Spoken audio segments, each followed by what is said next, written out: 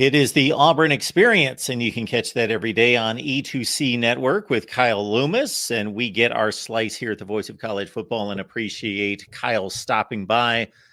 A lot of big news surrounding Auburn football these days, some potential news that a lot of people would like to see, and then a sad story concerning an Auburn legend. Kyle, we could start there just to Yes. pay honor and respect to Terry Beasley, who spent 3 years on the Plains and was a consensus All-American, a first-round NFL draft selection. And as we discussed before we started to record, certainly holds a special place in the hearts of the Auburn faithful and is one of the very greats all time in this program. Yeah, absolutely. I mean, there's no better way to start than honoring number 88. The specific honor you were mentioning is the fact that Terry Beasley not only has the honor of being one of the few, three of them, retired jerseys for Auburn football, the numbers specifically. Nobody will ever wear number 88 again. But the other two, it makes a lot of sense that you would retire them. They're Heisman Trophy winners. He's the only one to never win a Heisman Trophy that has had their number retired. To me, that makes it a little bit extra special. So if you're just a general college football fan, you might not know Terry Beasley, but you should. But if you're an Auburn fan, that name means a lot to you because the Beasley to Sullivan, Pat Sullivan, the Heisman Trophy winning quarterback, number 7, that connection was just dynamic in the 1970s. It was just an amazing thing. And you could make the case without Sullivan, Beasley wouldn't be who he is, and Beasley wouldn't be who he is without Sullivan. But in his own right, a lot of people are using the phrase ahead of his time, one of a kind. And I think those, while they're overused at times in these scenarios, it's very much true when you go and hear some of the stories and fables about Terry Beasley. Frankly, I was talking about this with someone on one of our live streams recently. I had the legend told to me that he used to strap a rope around his waist, tie the other end to the end of the bumper of a car, and have a friend drive ahead of him to make him run faster as he was training coming up to become a faster wide receiver. And so, whether those legends are true or not, it's kind of the same thing that fits into the Bo Jackson scenario of, did he really jump that high? Did he really run that fast? What we know is this: Terry Beasley, one of a kind, an amazing Auburn story. And it just is so sad to realize that he's gone.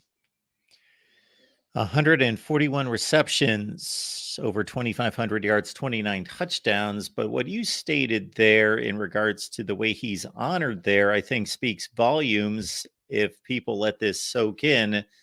Yes, with all due respect to anyone who won a Heisman Trophy, that is phenomenal. But it's almost like, and this is done across the landscape of college football at a number of programs. You win a Heisman Trophy, it's kind of just a given, check the box.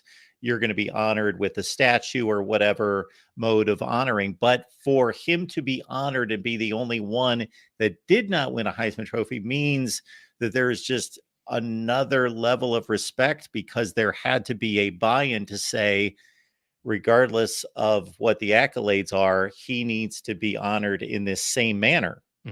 Yeah. And you look, there's going to be another number that's going to be retired. Number 2, most likely he's a Heisman Trophy winner. That time will come. I think it's warranted.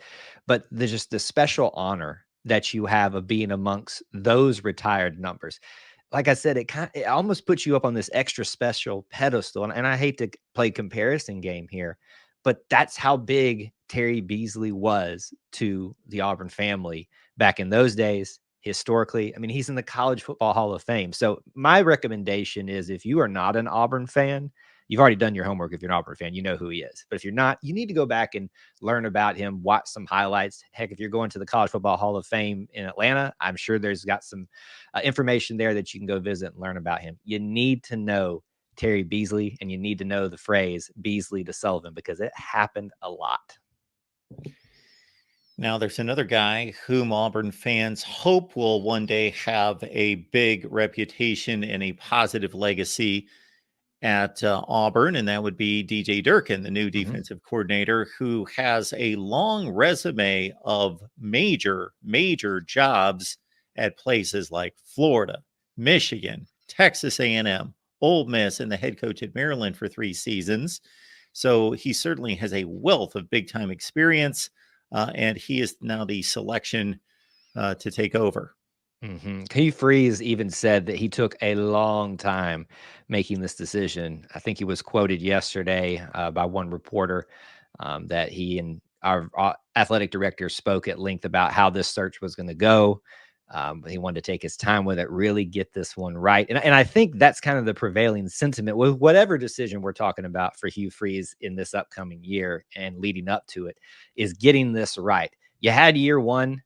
It's time to really start getting things going in the right direction at this point. And I think that's why you see the decision to bring in DJ Durkin, who has, as you said, a lot of experience, a lot of respect football wise.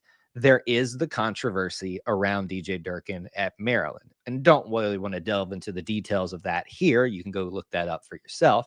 But there is some, personal issues that some people have with him, and I think that's a legitimate conversation to have. I don't think there should be an over focus on it, but it's one of those things as you would look at any coaching stint out there. Nobody's perfect. Everybody's had baggage, and I'm not trying to dismiss any way what occurred at Maryland. I mean, that's a big deal, but second chances are a great thing, and we've all been given second chances. So my take on has been on this: a lot of accountability and oversight is required of anybody, but especially in these scenarios. But when you look at the resume, you look at the recruiting prowess, you look at scheme, I think it really lines up a lot with Auburn's identity of being an aggressive defense historically, maybe not so much over the last couple of seasons, but historically, this fits really well. And when I hear Hugh Freeze say, I took my time with this to try to get this as right as possible, yeah, there's a little bit of a risk with it. But frankly, the more I think about it, the more I talk with people about it, the more I like this hire at DC.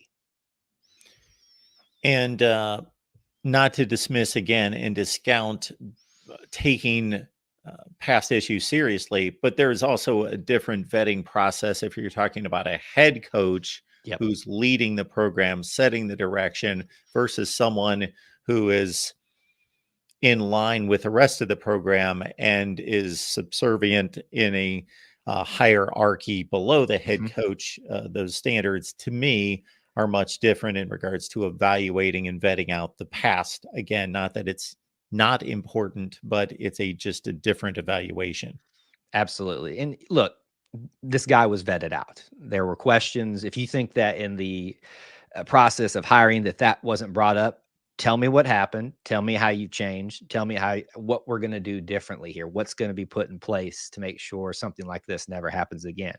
If you're not, based in the reality that happened, then you're just not being honest. So like you said, not dismissing it, but understanding that there's been a vetting process in this. But I just go back to, especially for recruiting side of things, Hugh Freeze had to go whole stock into recruiting this offseason. Some would say, and if you read some of his comments, that maybe he'd put a little bit too much focus on that and sacrificed a little bit of the production out in the field. I think that's a little hyperbolic, but the same token, you can kind of see and look how well recruiting went in his first, few months and leading up to this first full class. And you can see now, okay, it's time to focus on the field. How do I, as the head coach, as the CEO in this growing business of college football, take a little bit of that off of me so I can get the on the field stuff going in the right direction, because it needs to at this point. You hire guys like DJ Durkin. You hire guys like Derek Nix, the new offensive coordinator too from Ole Miss, and several others. Wesley McGriff he went to Texas A&M for like 2 weeks and came back. So he has assembled a staff with DJ Durkin that I think is going to really help him in those recruiting realm that he's had to kind of take on fully himself this past year. His most recent stop at Texas A&M for the last 2 seasons, and while somebody may say, well, that was a disappointing run under Jimbo Fisher, they disappointed in regards to wins and losses. They did field one of the best defenses in the SEC, and certainly up front in particular. And then the counter to that might be, well, they recruited out of their minds, and anybody could field a great defense. But to your point, he, of course, had a big play and a big part in that recruiting process. Yes, and I'm glad you brought up the Texas A&M thing, because I think that's what's missed here. A lot of people will associate, look how bad Texas A&M did. Why would you hire somebody from there that did so poorly? Well, if you really look at it, it was more of an offensive problem than a defensive problem. I'm going to read off a list I have here in front of me, because I was discussing this with a friend, and he really put it into perspective for me. And this is statistics at the time he sent them to me.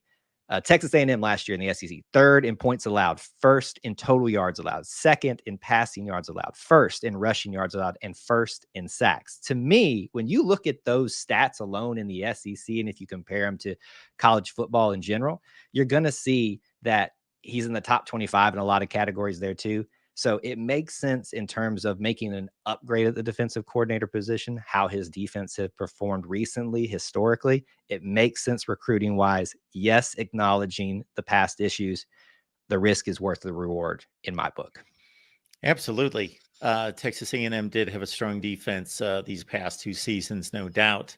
Kyle Loomis is here breaking down Auburn football for us. You can catch Kyle right here on YouTube, E2C Experience, E2C Network, the Auburn Experience, of course, everything concerning Auburn athletics, the Auburn family, everything going on at the university, both athletics and otherwise. Peyton Thorne was, of course, the talk for the two of us much of the offseason going back 1 year ago. Had one very successful season at Michigan State. Critics may point to the ground game supporting him.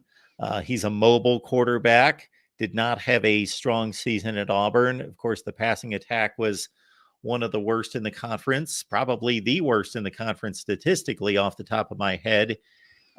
Your thoughts about, of course, with the transfer portal, fans are always thinking, hey, let's just get to the transfer portal and we can solve all our problems. And these are also the same fans that lament about the transfer portal and NIL, but are the first ones to beg for a transfer portal quarterback. This is a big topic in Auburn football right now, as has been the case for the last several years. I would love for us to not have a offseason where we're asking the question, is the grass greener on the other side? I do, before we get into that, I want to give you credit, Mark, for really pitching to me early on when Peyton Thorne was brought in. Pay attention to his mobility. I didn't give him a lot of credit. And, I went back and looked at some of the film, as you suggested I do, to see that he was a little bit more mobile than people gave him credit for.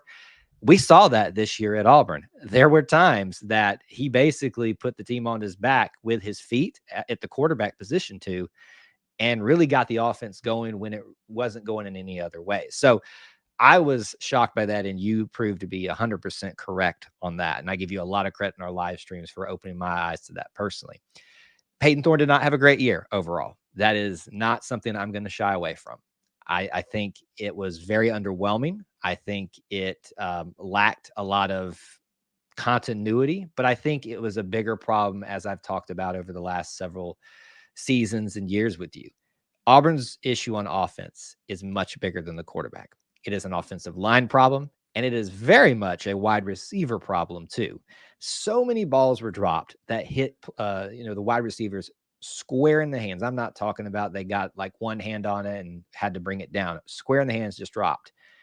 Offensive line, maybe it improved a little bit this year. I think that's fair to say, but not the way we need it to be.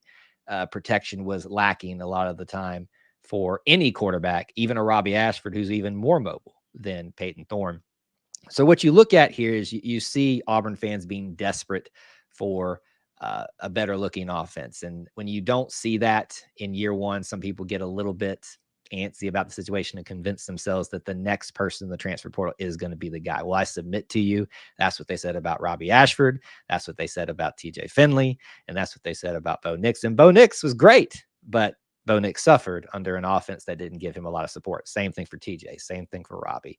So it's really just a big conversation, Mark, that unfortunately I kind of get a little bit tired of because to me, Peyton Thorne's the guy until proven otherwise, or a player enters from the transfer portal, which doesn't seem to be happening at this moment.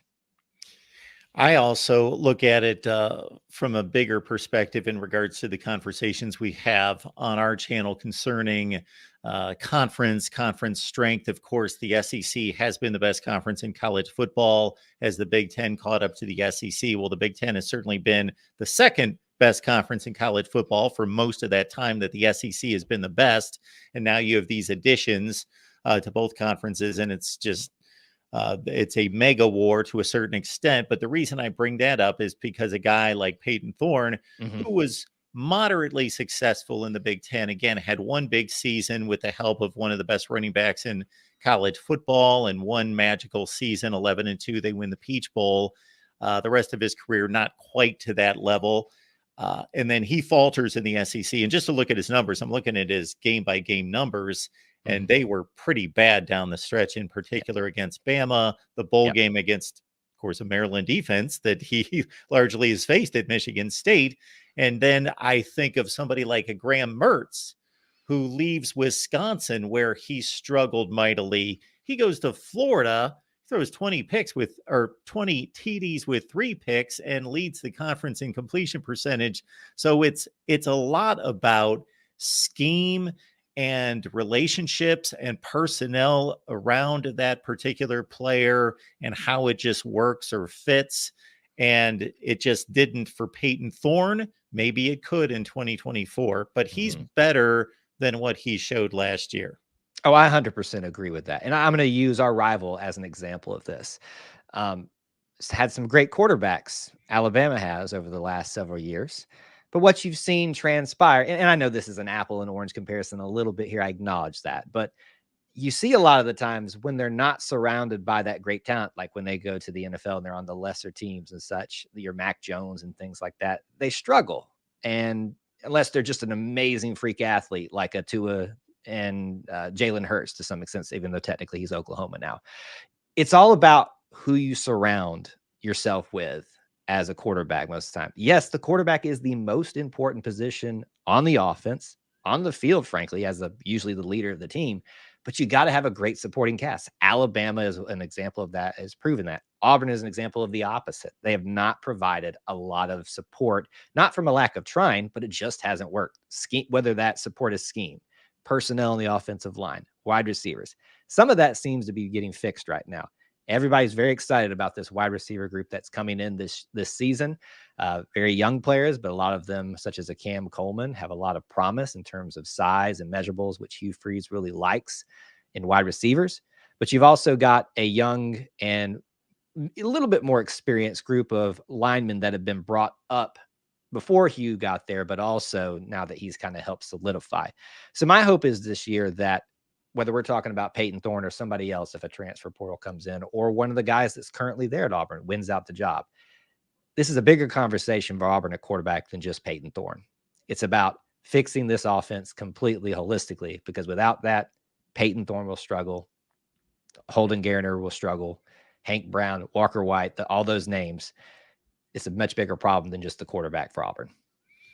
I would also think, even though there will be a name or two out there after spring practice, that if Auburn was going to go full throttle into the transfer portal for a quarterback, that they might have done that after the regular season, because there was the biggest lot of quarterbacks that we've ever seen in the transfer portal. You know, we're talking Power 5 starting quarterbacks, 12 to 15 of them were out there for the taking. Yeah, I agree. I think did conversations happen? I'm sure you'd be stupid not to entertain interest, to ask questions, to reach out to quarterbacks that might want to come in, because if you're not doing that, you're going to fall behind. But that just because you go and search for that opportunity doesn't mean that you're still not convinced you're better served with who's here right now. Bringing it all back to Peyton Thorne here. I see the value in Peyton Thorne at quarterback. And I really hope that this year we can combine what I was pleasantly surprised with his mobility, with what I've seen at Auburn, at Michigan State, and at what he can be as a passer too. And I think we could have a surprising good year behind him if that support is there for him. Kyle Loomis, E2C Network. It's right here on YouTube. It's the Auburn Experience. Kyle, we always appreciate you stopping by, breaking things down for us. Thank you so much for having me. Always a joy to talk to you and talk Auburn.